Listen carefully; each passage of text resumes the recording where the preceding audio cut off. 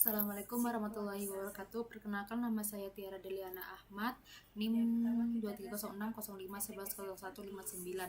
Di sini saya akan mempresentasikan membuat video yaitu untuk pengerjaan UTS saya. Di sini saya di sini di pernyataan dosen Pak Johan, di awalnya presentasi itu disebutkan, saya bersumpah demi Allah bahwa saya mengerjakan sendiri dengan jujur dan tidak menyontek teman-teman.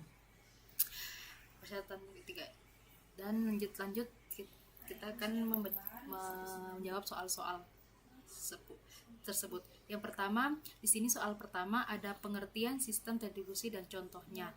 Di sini dari pengetahuan saya, pengertian itu sistem distribusi itu adalah sekumpul komputer yang saling terhubung melalui jaringan dan bekerja sama untuk mencapai tujuan yang sama.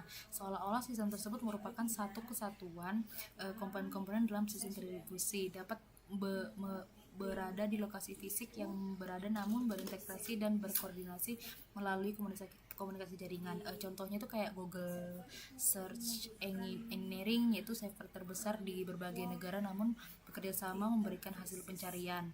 Terus yang kedua itu ada sistem perbankan online, yaitu seperti data nasabah disimpan di beberapa server yang paling terhubung. Dan yang terakhir itu ada Netflix. Netflix itu kayak server di berbagai wilayah mengalirkan konten video yang kepenggunaan secara efisien.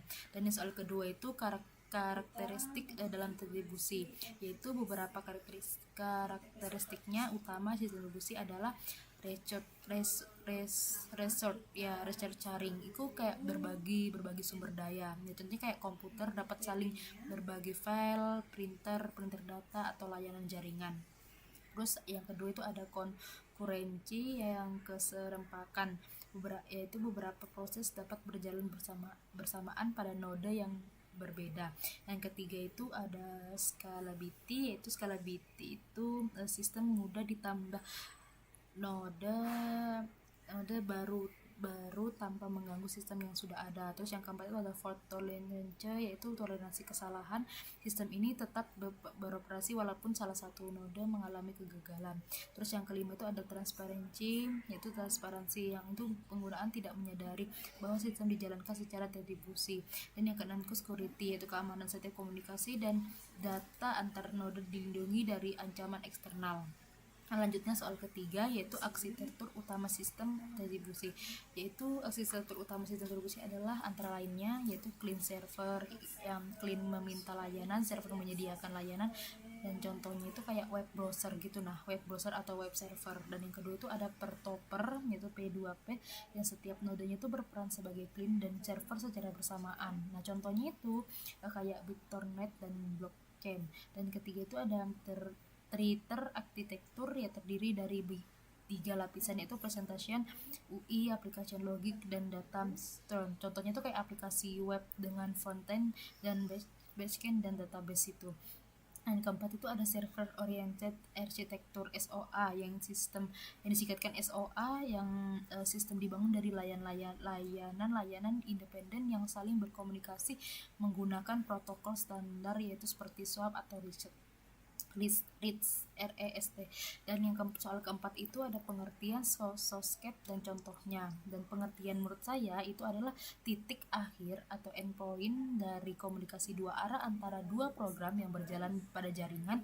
Socket digunakan untuk mengirim dan menerima data antar komputer melalui protokol jaringan. Biasanya itu ya TCP atau TCP atau IP. Dan contohnya itu kayak TCP socket untuk berkomunikasi berbaris koneksi. Contohnya itu kayak komunikasi antara browser dan server web.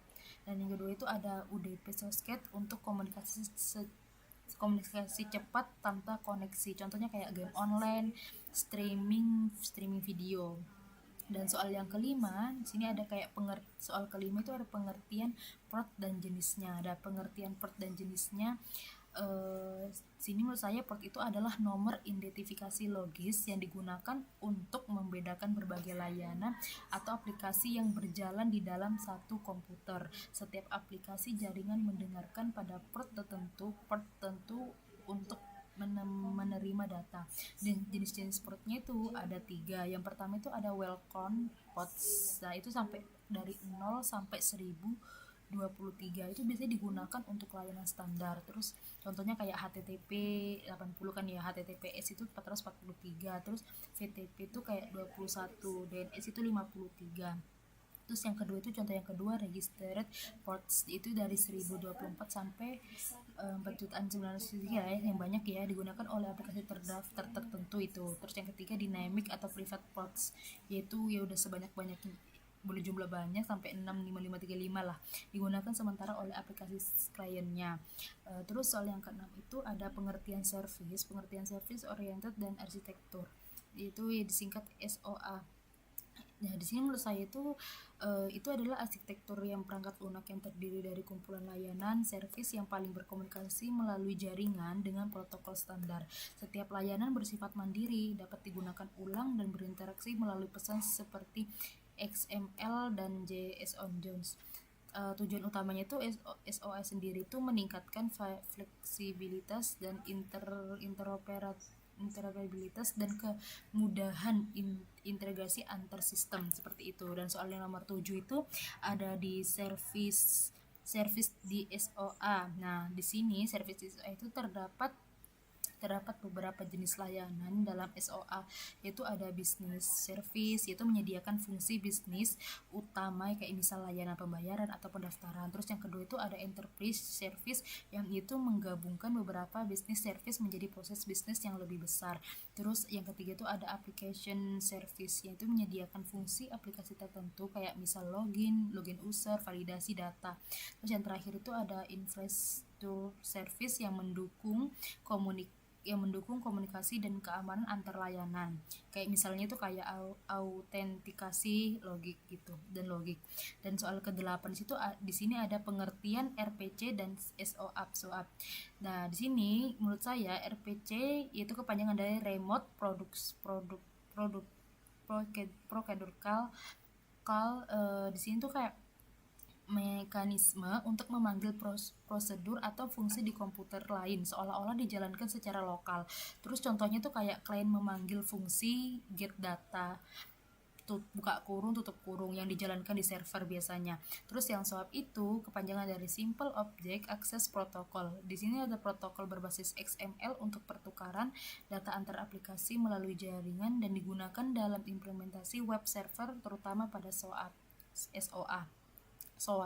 Dan soal ke-9 di sini ada kayak pengertian dari WSDL dan REST. Nah, di sini menurut saya WSDL itu kayak kepanjangan dari Web Service Description Language. Di sini kayak bahasanya tuh berbasis XML yang digunakan untuk deskripsikan fungsi, lokasi, dan cara mengakses web service berbasis SOAP. Ya, itu berfungsi seperti kontrak antara klien dan server. Dan di sini kepanjangan dari Representational State Transfer. Di sini tuh arsitektur komunikasi berbasis HTTP yang lebih ringan dibanding SOAP, menggunakan metode seperti GET, POST, PATH, DELETE. Format data umumnya itu kayak JSON dan XML. Dan soal yang terakhir nomor 10, XML, JSON dan RSS itu kayak XML sendiri kepanjangan Extensible Markup Language. Formatnya data berbasis teks untuk menyimpan data, mentransfer data tekstur. Contohnya tuh kayak ada user, terus name, tiara, terus strip name, AG, 20 AG, dan user. Dan contohnya seperti itu. Dengan JSON-nya itu kepanjangan dari Java Scheme Object Notation.